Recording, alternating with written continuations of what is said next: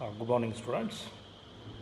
In the previous class, we discussed about the rural development, how the rural development is being developed because the India is consist of 3/4 of the population which lives in the rural places.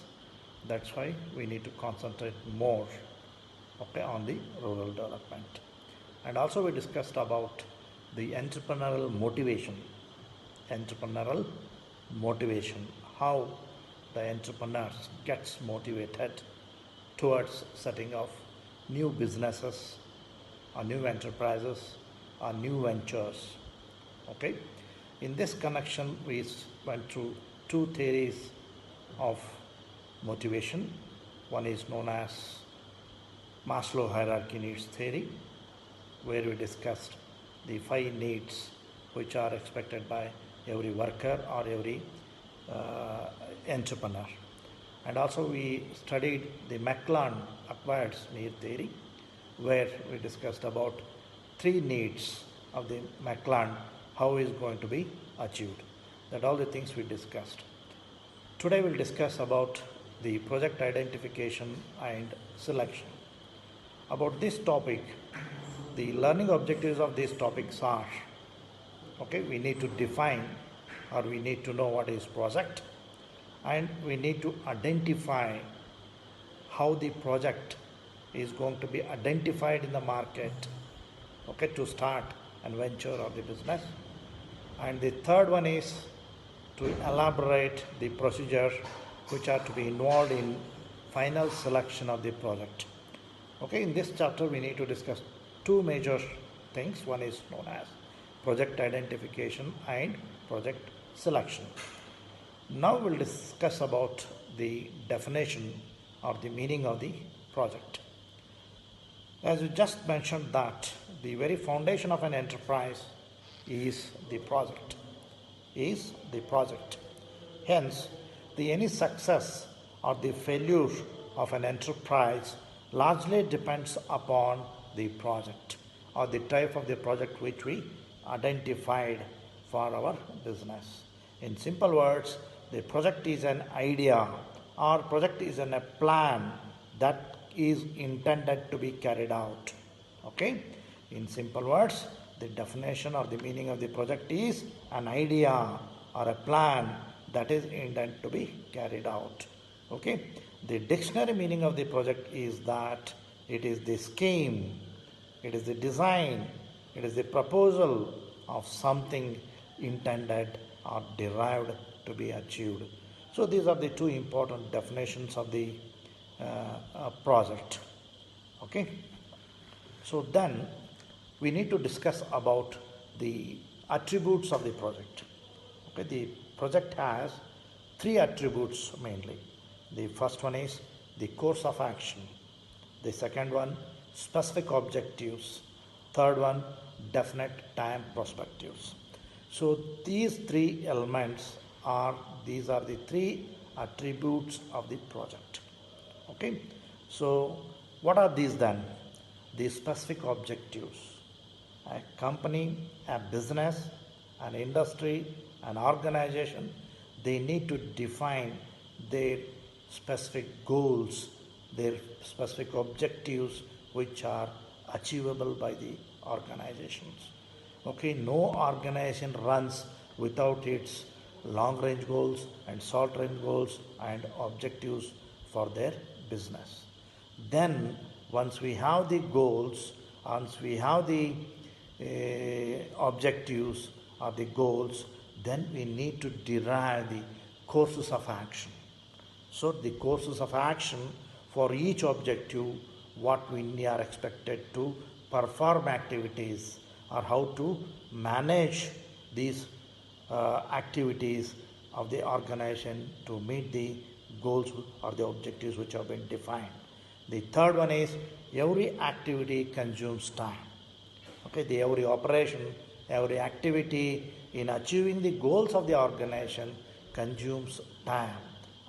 With respect to time perfection with time perspective, we need to define how much time each activity will take to achieve the defined objectives or the targets of the organization.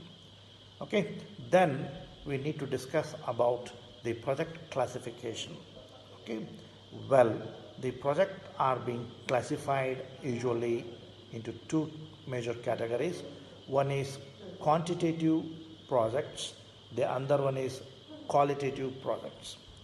Okay, the quantitative projects where the quantitative assessment is being used. Okay, so and those projects are quantifiable projects. Okay, those projects are going to be measured with numbers and figures. Okay, say for example, output of the company 1000 tons. So 1000 tons is the output. It is a quantity which can be measured at the end of every year. Okay, if they define that their target, their objective is to manufacture 100 tons per year, at the end of the year, whether the 100 tons have been achieved or not. So these are called as the quantifiable projects. So some projects, they are not quantified. They are just qualitatively being told. Such projects are called as qualitative projects. For example, health education, okay, or the old education, okay, the old people, those who have not studied, undergone the classes. So the older education system which was there in the India. So that cannot be quantified. It can be, we can express in terms of qualitatively that the health education in the India or in the Karnataka is good, bad, better, best, like that. So these are only qualitative assessment. The second classification is the sectorial projects based on the sector, the agricultural sectors, irrigation sectors, mining sector, transport sectors. So like that, based on the sector, the projects are being classified as agricultural projects, irrigation projects, industry and mining projects, or the transportation projects, or the communication projects, or the electrical power development projects. So like that. Okay, those are called the sectorial projects. Then third cost classification is known as techno-economic projects. Techno-economic projects. Here we have two things. One is known as factor intensified oriented classification. The other one is causation orientation classification.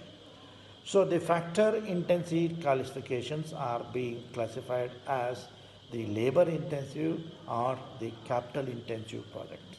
Okay, some of the projects, they are highly labor intensive.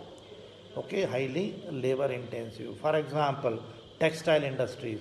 So we need huge number of labors, okay, for textile industry. So the textile industries are labor intensive industry. And some of the projects like biotechnology projects or the nanotechnology projects or the establishment of nano research labs and other things, they are called as they require high investment. An automobile industry, it requires a high investment. Okay, such projects are called as capital intensive projects. Okay, whereas the other one is causation oriented classification. Those are going to be classified as either they are demand based or they are material based. Okay, the demand based projects are those, okay, when there is a market or there is a demand or there are customers who wanted our projects, then such projects are to be taken into consideration, called as demand based projects. Okay, say for example, if the demand is there huge in the market but the supply is very poor, there is nothing but very few business people are there, a few industries are there who can supply very less material to the market required by the customers. So, but still the unmet demand still exists lot. Okay, that can be taken as an opportunity for the business setup. Okay, then the other one is raw material based projects. Say for example, if the consists of huge mining, okay, the huge minings, but the earth consists of huge the minerals in the earth crust. So then mining businesses takes place, or the mineral businesses takes place because of the raw material availability, iron ore. So like that, okay, the business can takes place. And the other one is magnitude oriented classification. Okay, that is the small scale industries, medium scale industries, medium and small scale industries, and large scale industry. Depending upon the size of the industry to be set up, they are going to be classified. So this is how the industry classification is being done. Okay, the next challenging job is how to identify a project and how to select the project. Okay, so as okay, if in the examination if they ask to write down the project selection procedure, okay, the project selection consists of two things. The first one is known as project identification, the second one is known as project selection. Okay, so now, well, we discuss about the project identification. So you know that the intending entrepreneur, so what the project is or he will select, on the obvious answer would be the project which is having good market. Definitely. Okay, we select the project which has got good market, that is where we have got more demand in the market, that is going to be identified. Okay, if the project is new, we don't know about the market, we don't know about the market size, then how to identify such kind of projects for the businesses is a challenging job. Okay, so we use the concept called in the project identification is idea generation. Well, what are the ways by which we can generate our own ideas for our business? Okay, the first one, knowledge of the customer, knowledge of the potential customers. When we want to develop a new project or the new, when we want to select a new project or the new product, okay, we need to go to the market, what are their intended needs, okay, that we need to be studied, okay, and recorded. Then second one is watching emerging trends in the demands for the certain products. Okay, we need to keep an eye on the market, we need to watch what are the emerging or the new trends or the new products are being expected by the market.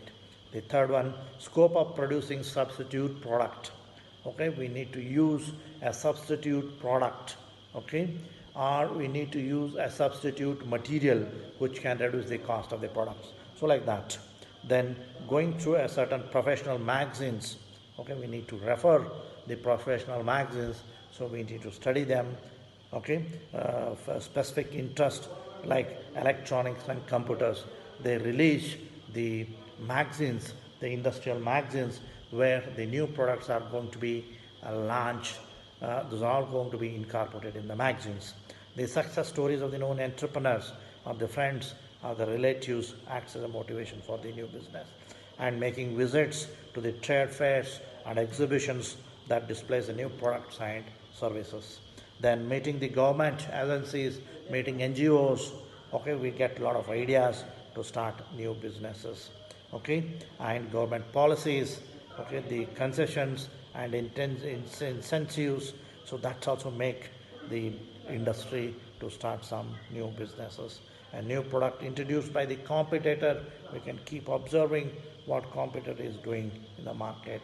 So by these we can generate a lot of ideas for the new product development and new product manufacturing. So these are all the things you are expected to write with respect to the project identification. Well guys, now we'll discuss about the project selection. The project selection starts from where the project identification ends. Okay, after having some project ideas, these ideas are being analyzed in light of the existing economic conditions, the government policies, and so on. The tool generally used for this purpose is what is known as managerial jargon SWOT analysis. Yes, SWOT, called as SWOT analysis. This indicates the strengths, weaknesses, opportunity, and threat analysis. So any business or any product, we need to identify what are the strengths of the product, what are the strengths of the organization, what are the weaknesses of the product, what are the weaknesses of the organization, what are the opportunity we have, okay, what are the threats we have. So all the things have to be discussed with respect to the projects, that is called as SWOT analysis. The process of involving and selecting the project out of the project is also described as zeroing the process. Okay, the examination sometimes asks, what do you mean by zeroing the process? That is nothing but we have around, say for example, we have around about 5 ideas or the 5 projects or the 5 products we are intended to manufacture for future. These 5 projects have to be analyzed economically, socially, and environmentally. Then we need to finally arrive the one project out of 5 project. One project is to be identified for manufacturing.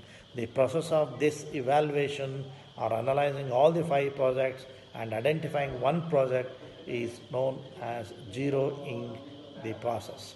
Okay. So the another important, okay, the project selection we need to be performed by 2 things. One is known as SWOT analysis. Another one is known as an independent process. An independent process where the after the SWOT analysis, the project identification selection is half done process establishing the enterprise. The enterprise needs to analyze the other related aspects like the availability of the raw material, availability of the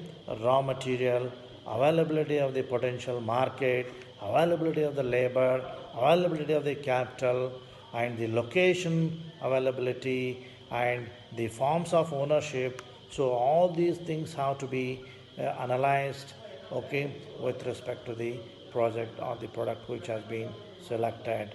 Okay, so this completes the project selection process. Understand? Okay. So these are the things we are expected to study in this project identification and project selection process.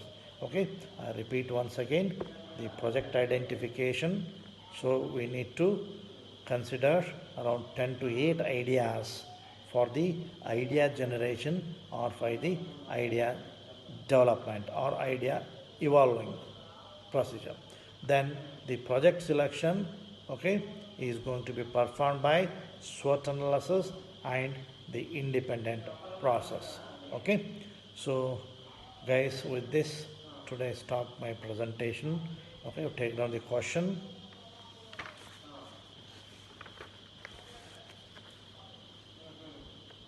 Define project and identify the attributes of the project and discuss.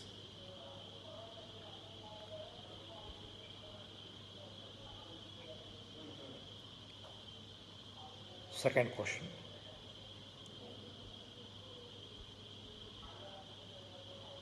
Classify the various projects.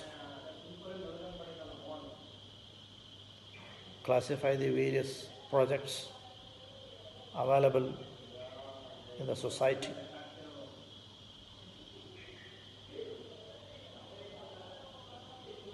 And discuss in detail with example. With example.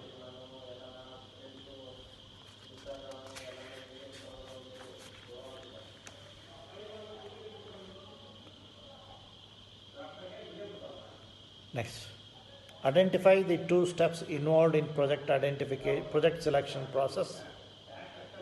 What are the 2 important steps involved in project selection process?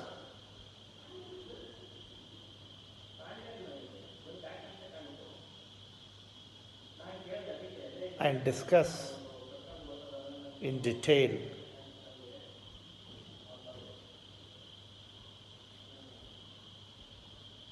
with sub-processes involved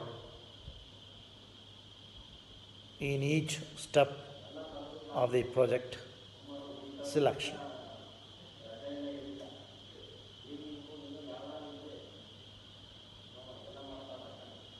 Next, what is project identification? Discuss in brief. Discuss in brief. Okay, bye. Take care.